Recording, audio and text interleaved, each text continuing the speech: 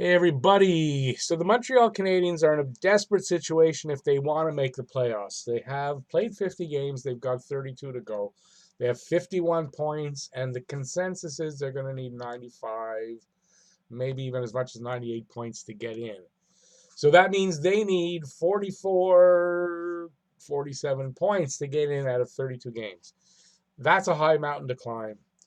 Um, is it impossible? It's not impossible, but it's really unlikely. But here are the 10 things that I think need to happen for Montreal to make the playoffs.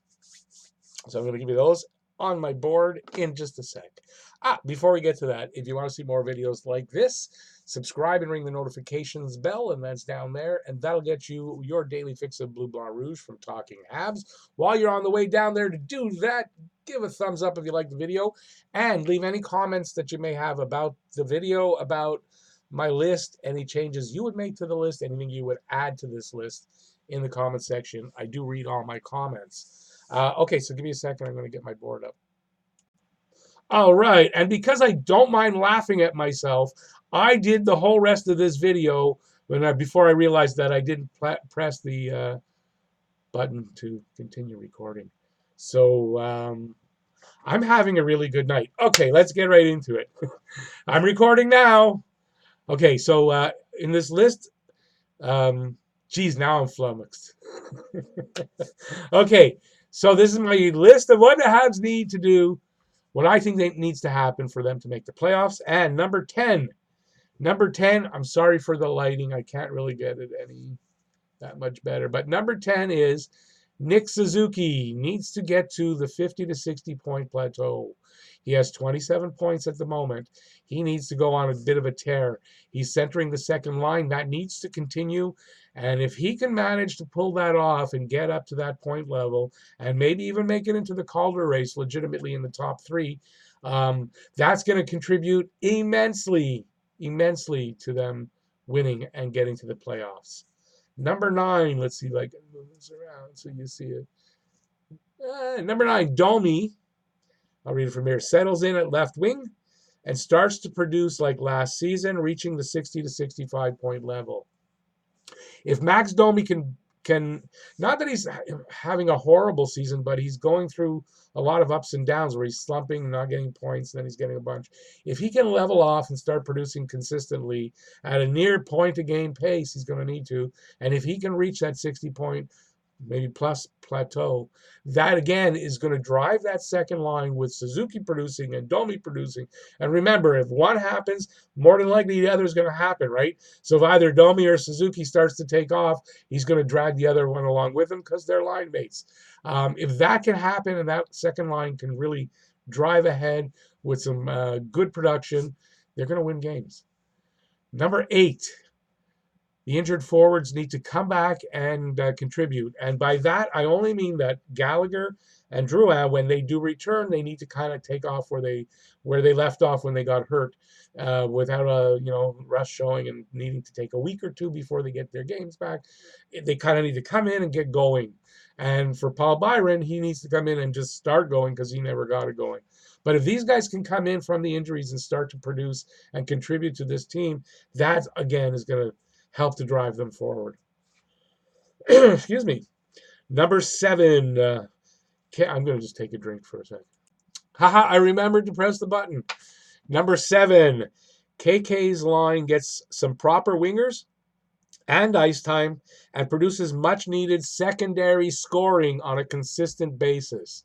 So one of the big things that Montreal's been missing is consistent secondary and very little tertiary, which is like third level scoring.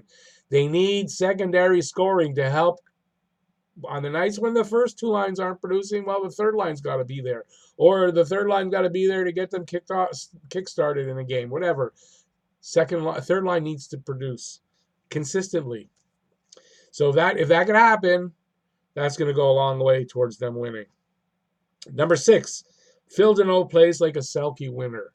And that's not to say Phil Deneau's not having a great year or a good year or whatever. He is, but he needs to step it up a little bit of a notch once Gally comes back and get in either into that Selke trophy race or just start to play like just a little bit better, because that guy can really drive this team. That line can really drive this team.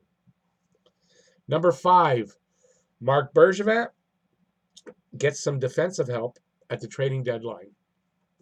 If Marc Bergevin can go out and make a deal of some sort that brings us in either a top pairing defenseman or a second pairing defenseman on the left side, that's an improvement over Scandella, so he can move up to the third pairing, and either an improvement on Sherratt, so he can move into the first, but one of those two spots. That is going to be one of the biggest things that they need to do in order to try to make the playoffs. Number 4, Ilya Kovalchuk. Covey scores 20 goals for Montreal. And I don't mean 20 for the season, 20 for Montreal. He had 3 for LA. So he can finish the season at 23 goals or more. That's going to go a huge way in driving this team to wins, because Covey was an elite player on the downside of his career. I get that. But he still is an elite shooter and knows how to score. And if he can just find a little bit of his youth for the last 30 games, it's going to help Montreal immensely. Number 3, Carey Price starts to play like the 2014-15 season. And it's not to say that he hasn't done that, because he has. His last 4 games have been awesome. 4 wins, a 150, it's not save percentage, a 150 goals against average. That's what it's called. A 150 goals against average and a 940, I think, save percentage in those 4 games. If he can if he can continue to play like that, and he can continue, and he can carry that through the rest of the season in all of his starts, then that is maybe even the biggest thing that we need to have happen in order to make the playoffs. Because in 2014-15, Price had 44 wins. He had a 198 goals against. He had a 933 save percentage. He won like the Hart Trophy, the Vezina, the Jennings. He won everything. If he can play like that the rest of the way, we're gonna win some games. Number 2, winning at home. Montreal's record at home is not very good. They've got 9 wins all season. They need to start winning and stop losing at home. If they can go the rest of the season, no more losses at home. That's going to be huge. So that's one of the biggest things. Next up, and in the same vein as that, is the most important thing for them to do, and literally it's going to be the absolute hardest, and it's necessary. It's the only way. Unless teams ahead of them just drop the boat, the bottom falls out on 2-3 teams ahead of them. If that doesn't happen, this is the most important thing they have to do. They have to win 4 out of every 5 games, an 800 pace. Remember those commercials? 4 out of 5 dentists prefer this, Trident, or whatever the commercial was. Well, they've got to win 4 out of every 5 games to make it. If they don't, that's because look, they got 32 games. That means 6 losses in the 30 games if they keep that pace, and then the other 2. But they can't afford more than 7 losses. 7 losses is it. They got 32 games. They need to win 25 games. And I don't mean get to overtime. I mean they need 2 points out of each of those games. And that's a huge hill to climb. So these are the 10 things that I think that Montreal needs to do, or needs to have happen for them to make the playoffs. I think it just shows what a huge, huge mountain they have to climb. Has it been done before? I guess St. Louis did it last year. To rely on that and say, well, St. Louis did it last year, we can do it. It doesn't fly. It's very unlikely, because things like that happen so rarely.